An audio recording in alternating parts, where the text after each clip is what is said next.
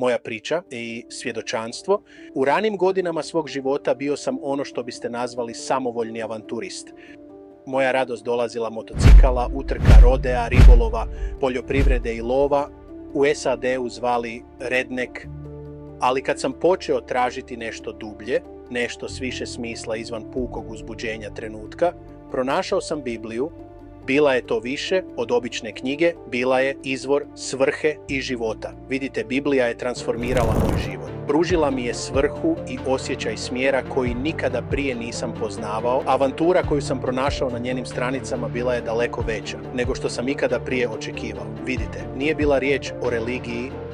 Zapravo ja sam protiv religije, ali sam za Bibliju i ako Biblija može promijeniti moj život, može promijeniti i vaš. Nudi nadu, smjer i dublju radost i svrhu nego bilo što ovaj svijet može ponuditi.